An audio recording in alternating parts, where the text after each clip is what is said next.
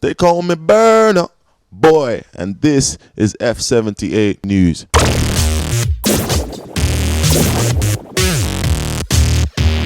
I've been wanting to speak about this for a while, and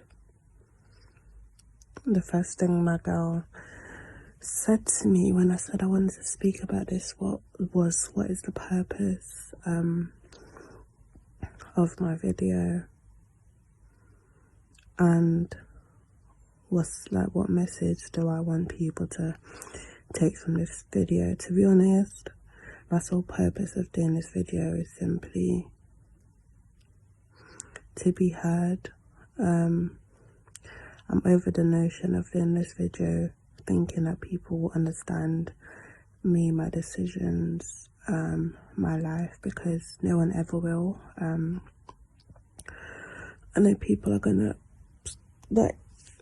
scrutinize me on social media, and that's fine. I've also come to terms with that, but at this moment in time, I just don't really care anymore, because I feel like 2 years is such a long time for a person to be hidden. So at this moment, I just feel like I'm gonna burst. It's just affected me in so many ways, and I just can't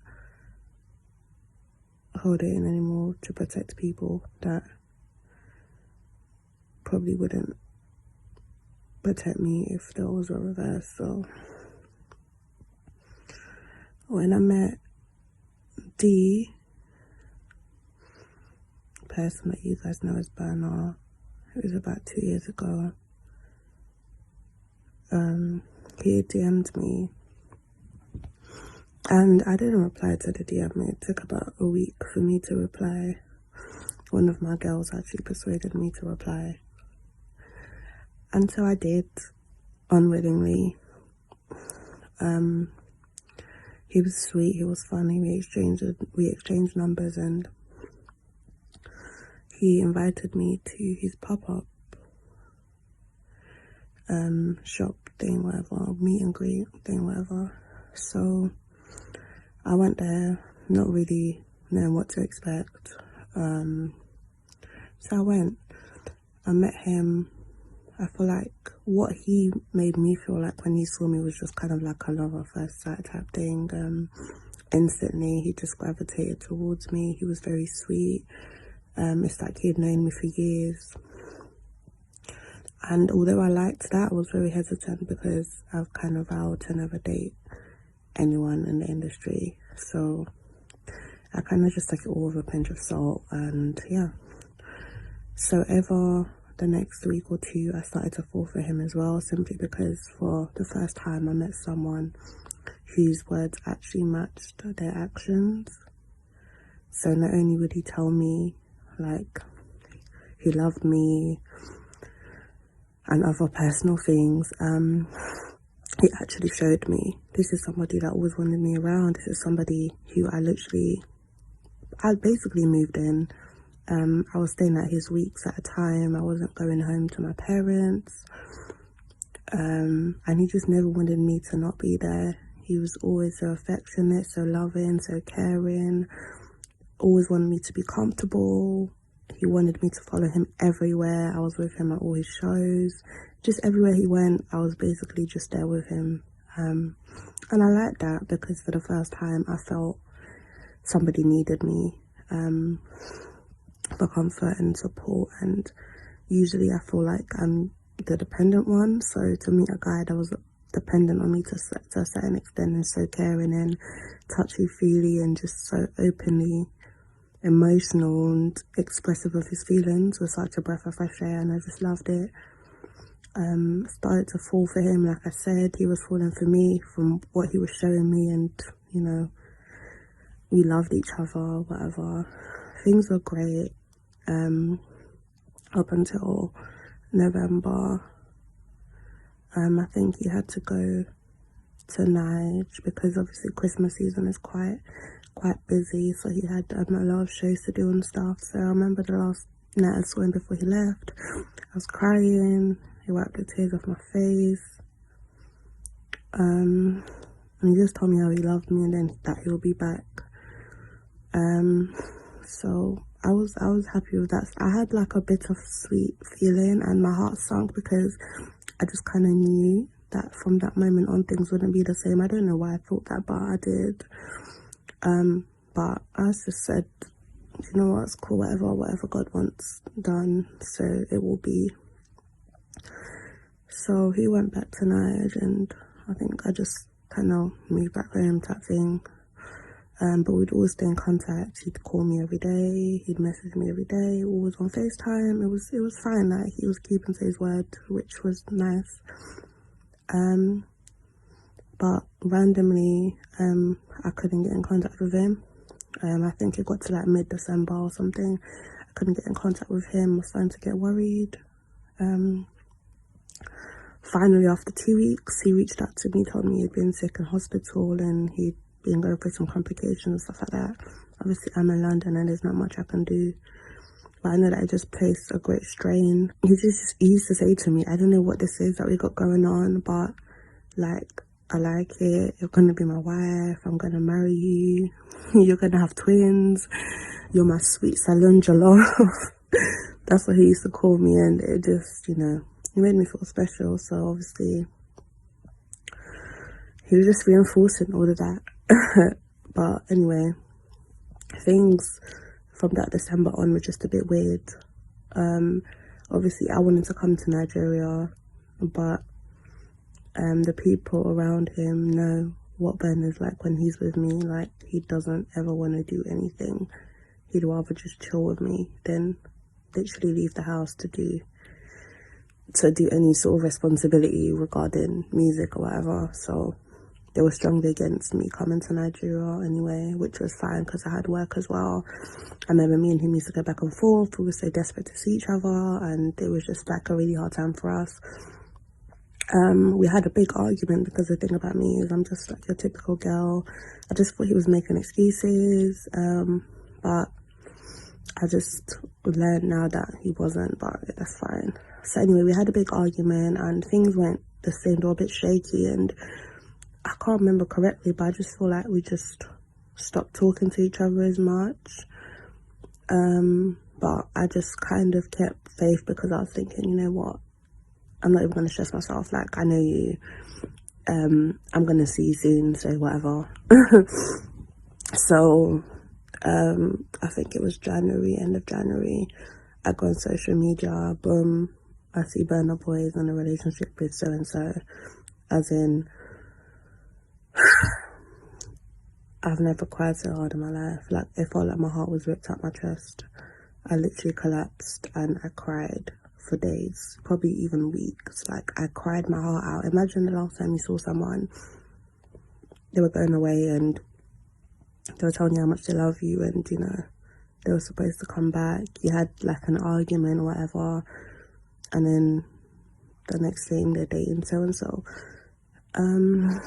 I feel like the thing that hurt me the most about that as well is when I first met him, he always used to emphasize on how much he just loved black women, African women. He makes me feel so good to the point, I cut my hair recently. I didn't even wear makeup to go see him. He loves my short hair.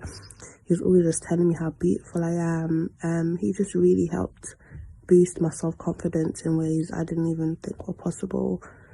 And I just love that about him. He just saw me for me, and he just loved me naturally. And I just have never had that before. So it's just, anyway. So yeah, I found out he was in a relationship with so-and-so. Crushed me, completely crushed me. So, I mean, I wasn't really going to sit around as well. I flew out. I went to Nigeria in March.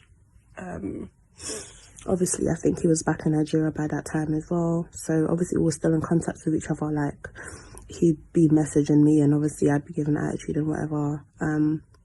Out of spite, I was just like, yeah, I'm in Nigeria, Nigeria's beautiful. And I was like, well, like, D, I waited for you for 3 months. Like, you come back with a girl, like, are you taking a piss? Like, he was like to me, I heard that you had moved on, hence I even got in this relationship in the first place. I was thinking, who the hell went and lied to you like that? But you know what? I just thought, like, cool, I just can't be bothered in it. Like, I'm a Nige, like, you're a Nige, but I ain't even gonna try to see you. Like, I'm not even trying to fuck with you like that. But just know that you're not the only person that's interested in me. Obviously he was gobsmacked, whatever. I feel like as well, the reason why me and him got along and the reason why he likes me is because at the time I was quite innocent, quite naive. I don't really like my personal business being on social media. I was never in his face. I was never acting like a fan. Like, I just treated him like a normal human being. And I feel like he just loved that. I remember he used to say to me, like, why do you love me? Like, why don't you go and be with like a lawyer or a doctor? Like, why do you love me? And at the time, I just couldn't explain why I loved him. But I mean, I know now, like, at the time I just had a strong feeling and I couldn't explain my love for him type thing. But now I just know it's because he was different. The way it made me feel about myself, how caring he was, how touchy-feely he was, how sensitive he was behind closed doors. Like, I love that about him. He was just perfect. Perfectly imperfect, but perfect for me. To the point where people around him were very cautious of me, and, you know, they were just thinking like, well, like, where's this girl coming from? Like, how come you guys have gotten so close so quickly? You guys are always together. Like, she's always at your shows. You're going here, she's there with you. Like, what is it about this girl? And we just couldn't explain it. We just used to stare at each other, laugh, and just kind of like awkwardly laugh and just kiss or whatever. Like, it was, I can't even explain how magical all that felt. Seriously, guys. Anyway, so Nigeria, I was only in Nigeria for about 2 weeks. I left Nigeria, came back to London. I literally refused to speak to him. Like, since that last conversation we had in Nigeria, I just kind of thought, like, you're lying. I was never in a relationship. I was waiting for you and you played me, and that's cool. So I think from like March or April, we didn't speak till May, when he reached out to me again, just like begging me to come and see him. And so I went to see him. I knew what was going on, but to be honest, at that point, I just thought that this relationship was fake anyway. Like, I just thought there's no way this boy is gonna go and date someone like that, only because of the things that he's told me about his ideal woman. Just knowing how he's so in tune with his African heritage and his love for black women. I just thought, you know what, this is a publicity stunt. I didn't even care. Went to see him. The biggest regret I have is never addressing the issue. I just kind of, we both didn't address the issue of this thing that came out in public. We both saw each other, and it's like two kids have been separated. We just ran to each other and kind of resumed things as normal, basically. Long story short, for the past 2 years, we've never stopped seeing each other. It's just been like an elephant in the room that we choose not to discuss. And we just kind of go about things like it doesn't exist. And I know some people are thinking, how do you even manage to do that? But I can't even explain how, but I have. And I just was in love. I've been in love for 2 years. Like, I've really been in love for 2 years, and I've been seeing him for 2 years, and just always around in the background somewhere. And like, and people are aware of me, but it's just like, people close to him are aware of me, but it's just unspoken of. Like, it's like I said, an elephant in the room. Sometimes I lay next to him and I go on UK Gossip TV and I just see the charade on social media, and I don't even know how that makes me feel. It just makes me feel cold. I blocked it out because he would just always tell me how he always come back to me and he loves me and I'm his baby and he's never ever gonna leave me. And like I said, me thinking that this relationship is fake just kind of didn't really help the situation, because in the past 2 years he has never ever mentioned the person I see him publicly with on social media to my face. That person doesn't even get acknowledged. It's like she doesn't even exist in our world.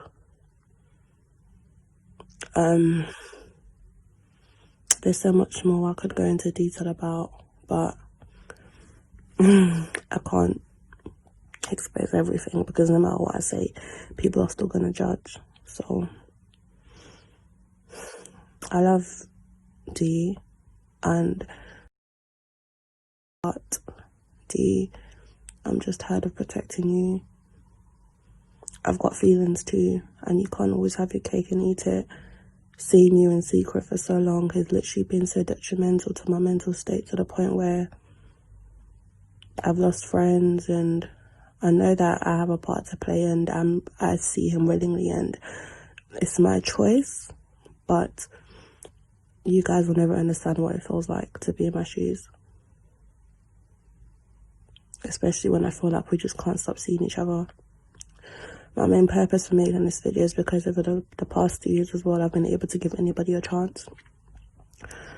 I've just been so sucked up in D and seeing D and making sure he's okay, that I've kind of just neglected my own relationships and possible things that could have blossomed. I've just been so stuck in that secrecy that it's just fucked me up mentally, and I just want to break that cycle. I don't want to do it no more. I didn't do this video to hurt you. I know it will hurt you because as far as you're concerned, me and you are on good terms, but I can't do this anymore. I don't want to really address it with you because I feel like it's just such an elephant in the room, and 2 years is such a long time for me to bring up all these feelings of resentment and hurt.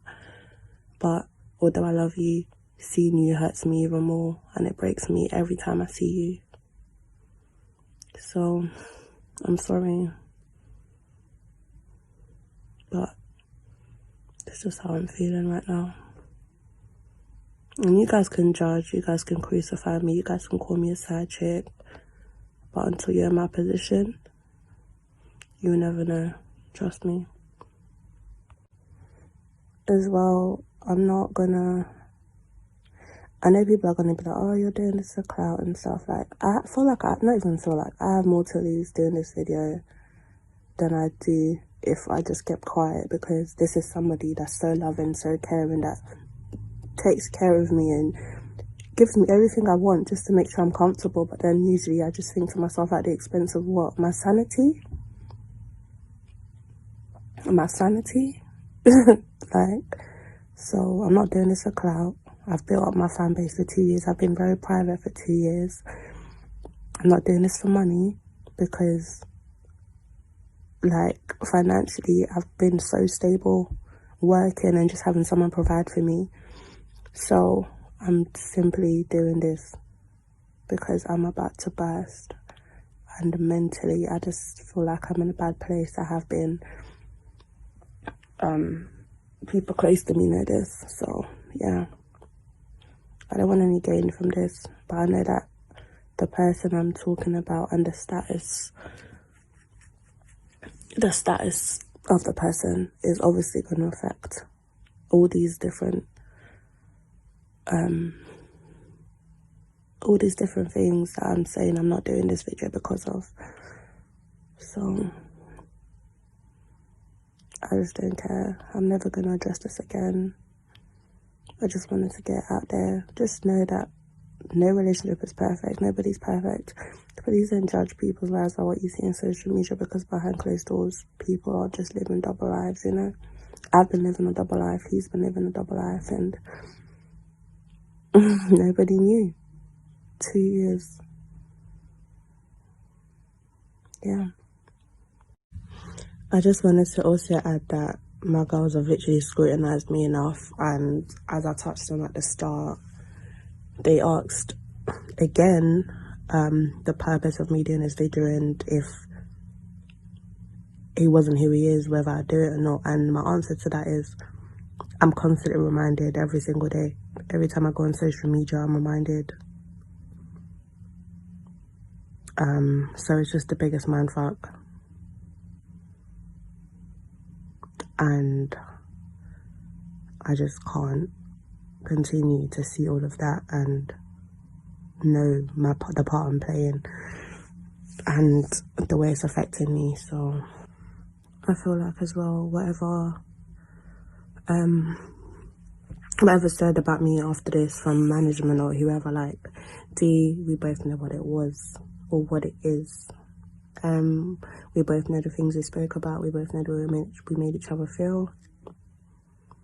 We both know how it was when we first met. We both know how it's been these past 2 years. So regardless of what's said, I know the reality I've lived, and I know the way my relationship with you has been, and nobody can take that away from me. No scrutiny, no lie, no statement can ever alter the reality is on what the reality was that we had. So I'm good.